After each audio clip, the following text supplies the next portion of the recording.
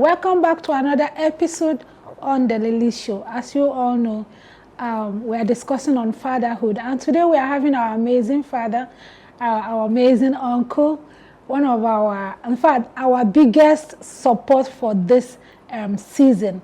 And for this particular topic we are treating, I want to really use this opportunity to say a very big thank you to them as well. And it's none other person than the MD of Coscharis Ghana Limited, Mr. Raphael Agbasionwe.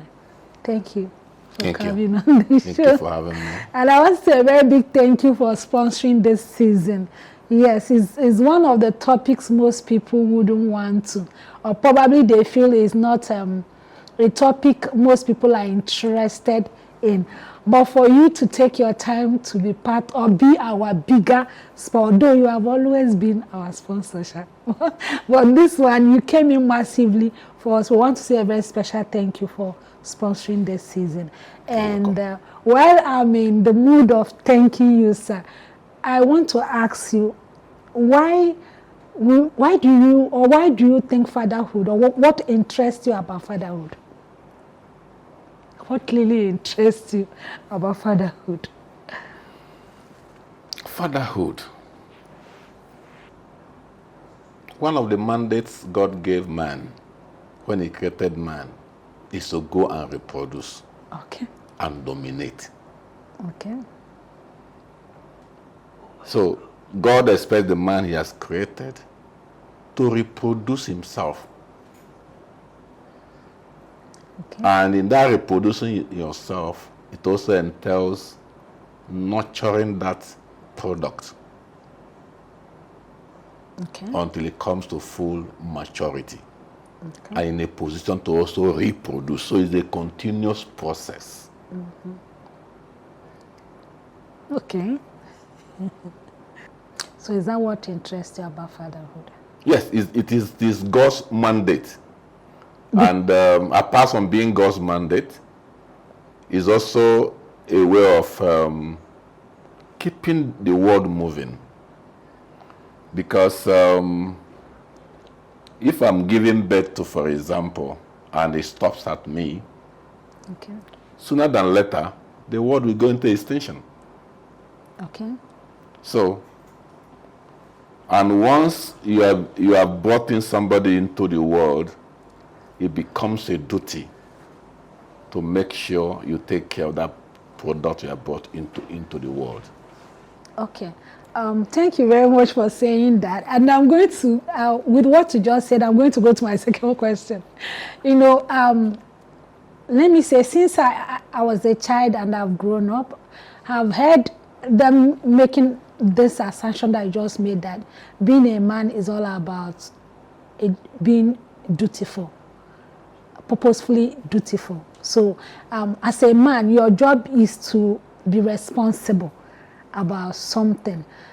Is there no joy in being a father? Is it all about being a dutiful someone, or applying duty as how will I put it, as an action towards another person? Is there anything more to that as a father, aside being your responsibility or being a duty that you have to perform? If you take if you take inventions in the world, when there's an issue, when there's a problem, and somebody is able to invent something that will address that problem, it comes with joy. It comes with fulfillment. It comes with excitement. Being a father is not only just a duty. Or rather, it is a duty that is done with joy. You're bringing a being. God created you. And God now made you a co-creator. So God is using you to bring a being into the world. There's an excitement. There's a joy in it. And it is that joy that makes parents, not only men now, makes parents to go all out for their children. To make sure they groom their children, provide the basic things they need based on their ability. To have somebody they can say, okay, this is my own replica. So it comes a whole lot of joy. So it is a duty people perform joyfully. And that's why you see parents who go all their way, do all manner of sacrifices, deny themselves all manner of things. The things parents never had, never enjoyed, they make sure they provide it for their children. It's because of the joy. All right. You've heard from the horse's mouth, please. But before we go on a commercial break, I just want to have this one point cleared for you guys. He said that to be, in fact, as a responsible man, there are some decisions you are being acknowledged to take because you are a responsible married man. Let me just put it that way. Anyway, let's go on a quick commercial break. When we'll come back, we'll continue on this conversation.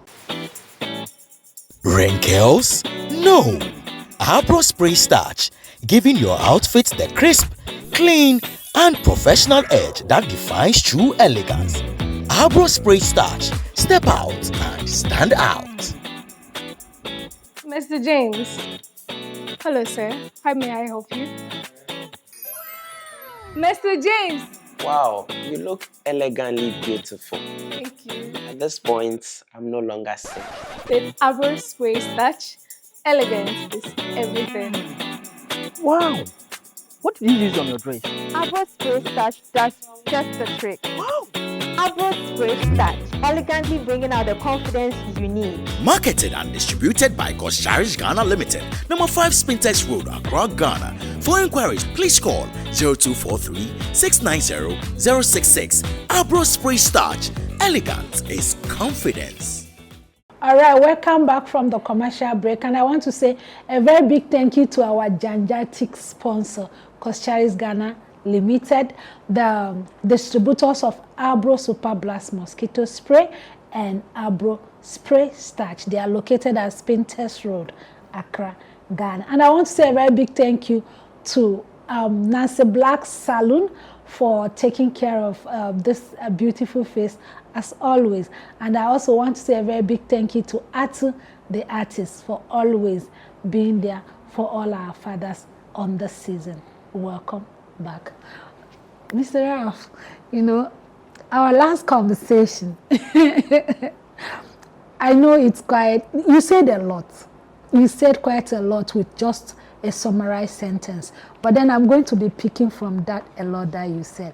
First, you made mention of being a father, and you said a responsible father has a lot of benefits. All right, so what do you mean when you said a responsible father? And how can you say a married or a man with a child is responsible? If you bring a child into the world, it's your duty to take care of the child. Mm-hmm. Within your means, though, it's your responsibility. Otherwise, don't bring the child into the world. So, if you bring a child into the world, you don't take care of the child for whatever reason, you are not responsible. It's a different thing if you don't have the means to meet all the needs, but you are meeting the ones you can. Okay. You are still responsible, meaning that if you have a better situation, you will do better. You do more for the child. You are responsible. But I know we live in a society, the present day society, where there are a lot of issues. Mm-hmm. Young men and young women no longer have patience. They no longer realize that relationship is built over time. Okay. That there are two different people from two different backgrounds, and it takes time for the blending to take place. Okay. And in the process of this blending, there are going to be frictions. It's normal. Okay. And it is part of the training. So if they have patience, allow the blending to go on, the blending will, along the line, there will be a near perfection. And that's why it is quite in some places you look at a woman who is from a different background. You say, you and your husband look alike. Okay. To your point. It's because of the blending that have taken place. But if they tell you their experiences, It's not easy. They shout on each other at times, they fall with each other at times. But these are all the frictions you see in the process of blending. So young men and young women that don't want to go through this blending live with this idea that everything is perfect, every man is perfect, every woman is perfect. They marry. Some don't even stay up to 1 year. They separate. You can still be responsible as a single father, right? But ideally, like he said, it's advisable to be a proper father or a better responsible father with the mother's child. Thank you and stay tuned. Now, back to another question. You know, it has not been easy balancing work and family life. But then I'm not going to get to that point. The point that I'm saying I want to make here is being an MD. It's not an easy task. It's invariably saying you are also a father to many children. How has your work as a father, as a father in the company, how has it been? And what are your challenges to that effect? You know, growing up as a young man and eventually getting married and going through the challenges of youth. Mm-hmm. Because when people maybe look at me today, they thought my life was like this all through. No. And there is nothing every young man passes through I didn't pass through. Okay. Okay. But one thing it has done for me is that it has made me to understand what people go through. Okay. And when children came in, and the training that goes with it, and the challenges that go with it, mm-hmm. It also made me to understand that every young man that has a child goes through similar challenges at times. There are times as a young man, even though you are working, but throughout the night, you may not sleep because the child has one issue or the other. You are awake with your wife. Okay. But the next day, you still have to go to work. Okay. Okay? So, having managed all this, it now tells you that people who are working under you, some of them are going through them.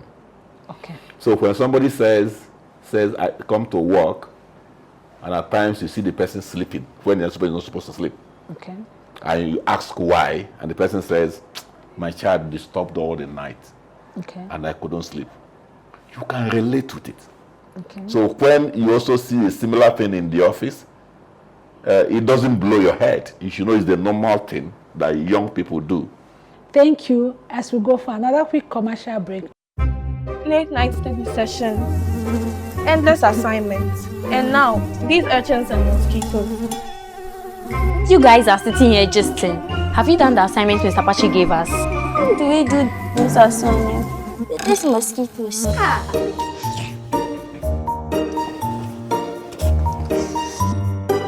me quickly upload this and deal with these mosquitoes. See miracle.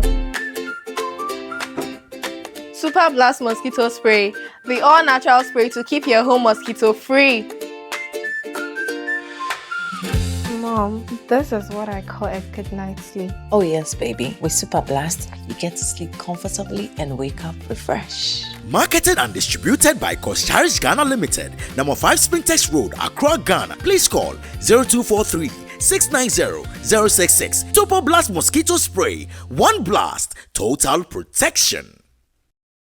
All right, welcome back from the commercial break, and I want to say a very big thank you to all our sponsors, and thank you to my viewers and our wonderful fans for staying tuned. Mr. Ralph, men, they say they don't cry. Please, how true? Men cry. Okay.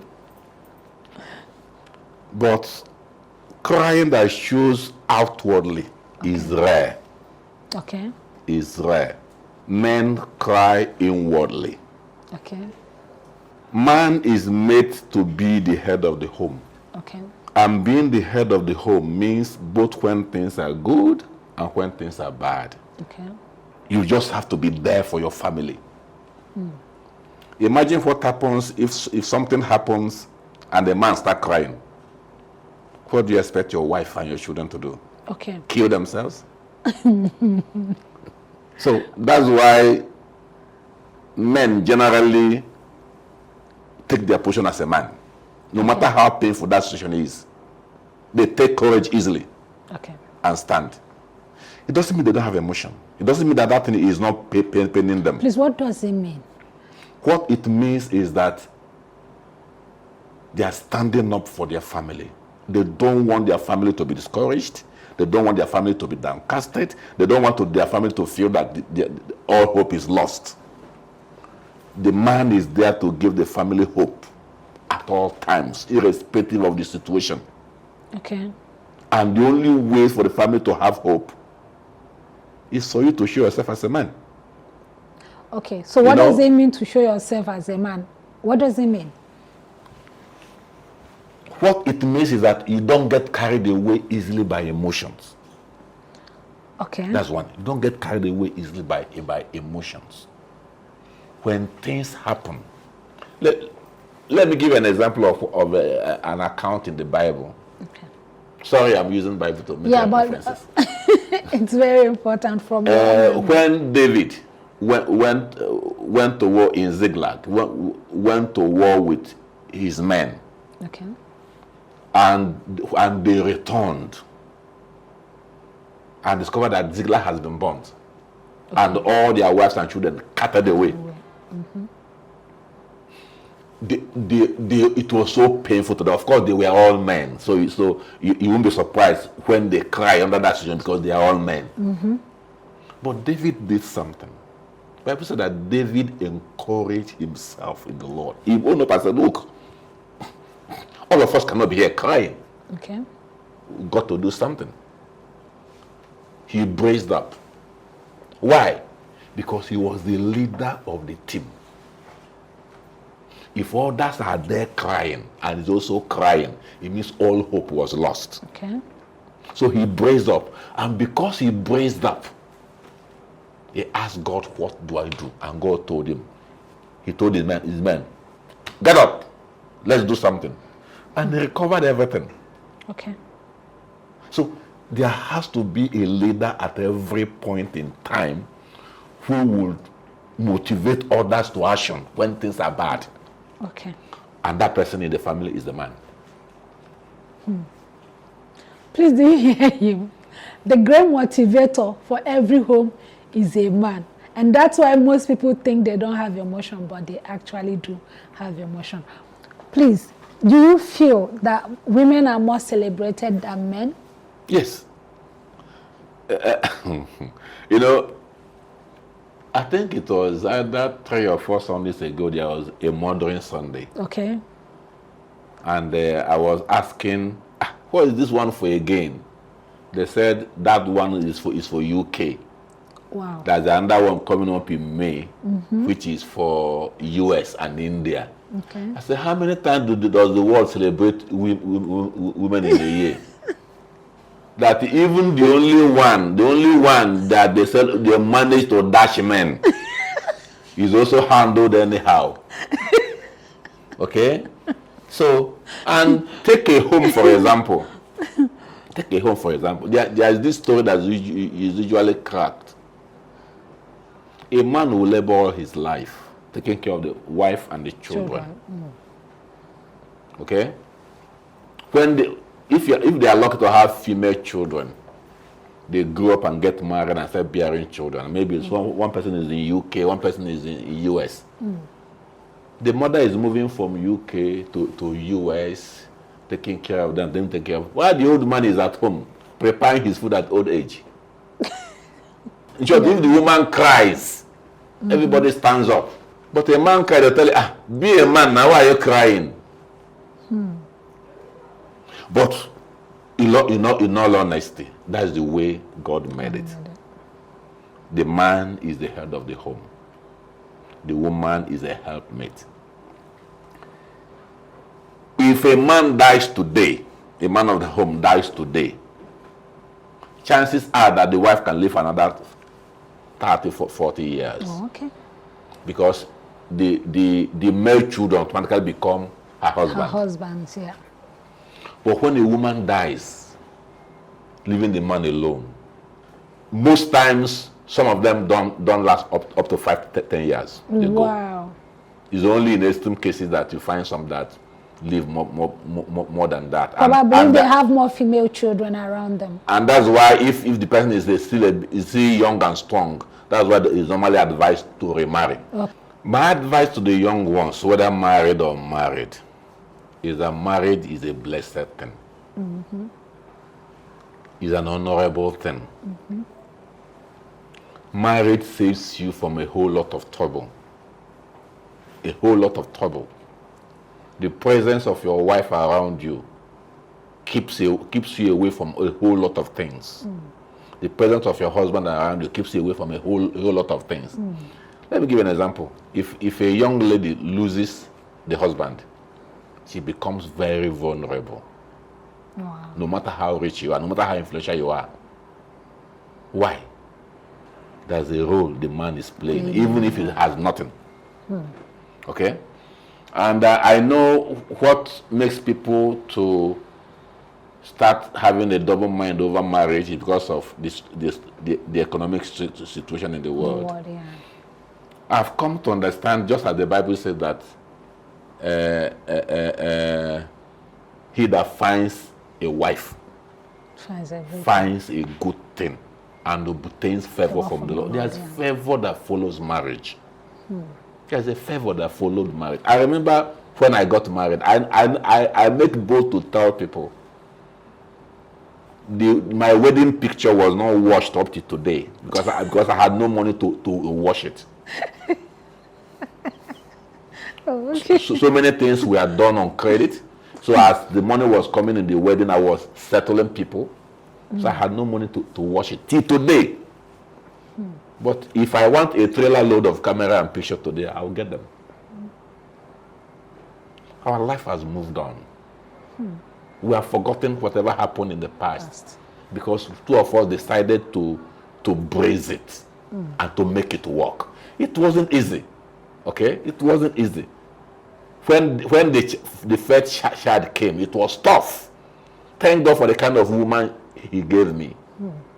She stuck with me and we brace it together. And that's why today I don't joke with her.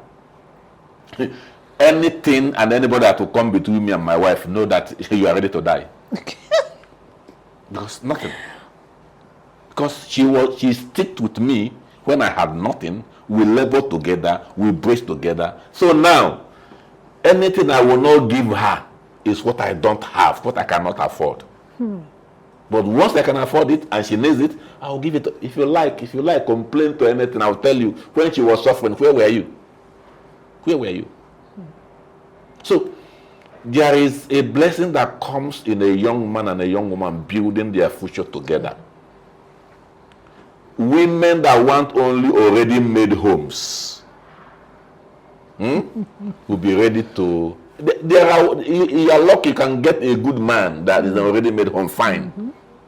But some of them, if what you want is already made home, be ready to face the insult that come from already made home. Because it means you are not marrying for the sake of marriage. You are not marrying because of the love for the man. You are married because of the resources. And men easily notice that. Women, if you on the other side also, if a man is going to marry a woman because of the wealth of the woman, women also easily notice that. Over time, it will show. Wow. So, but if you are getting married, the important thing to ask yourself is that, does this person have a vision? Does this person have a direction? Once you're able to establish that that person has a vision and a direction, go ahead. It's a question of time. Anybody who is focused, anybody who is determined, anybody who doesn't give up easily, by and by will make a headway in life. You've heard from him. Marriage is a beautiful thing. Being a father is also a very beautiful thing. Anyway, before we close, you know there's this tradition we do on our show. If you look at this, there's a quick card on top of the card. You have to pick it, sort it out, and take one, read the questions and answer to us. You can take from here, you can take from here as well. What impact did your father make on your life? My father was a farmer. At times, when I tell people I grew up in a village, they tend not to believe. But I grew up in a village, a typical village life, to a father and mother who are farmers. So we go to farm, carry yam and cassava on our heads after harvesting, carry it to a faraway market on our foot, sell and come back. I did all that. One thing with my father was that my father was what we called Ezeji, the king of the yam. If you get to my father's barn in those days, you will marvel. My father was a workaholic. So the way we work today, we took it from our, of course my mother was also a workaholic. We took it from our father. My father will look at us in those days. After we have done terrible works and we are now tired and relaxing, he will look at us and say, these children that are made with plantain leaves. I wonder if my father is alive today, what will say of this generation? So I took hard work from my father. Wow. I took honor from my father was a man of honor. My father was respected in the village, in my village then. We are among the few that there was this motto. We call it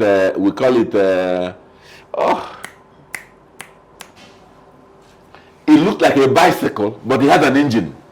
Okay. Okay? Is it chopper? It's not chopper, but it's not far away from chopper. Okay. In those days, my father was among the few in the village that had it. Wow.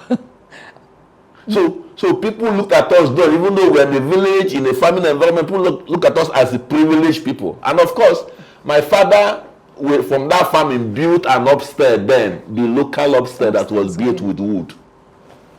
But there were few of them that had that. So my father was a very hard-working man, very honest man. Wow. And when it comes to coming to speak for a community, represent the community, my father stood out. Wow. Even though a farmer. And it's not surprising that, and of course his first son, I'm from a polygamous family though, his first son took that from him. Wow. We remember our father, we cherish our father. Thank you so much. It's such a beautiful story here. And anyway, thank you for joining us for today's episode. And see you next week, same time. God bless.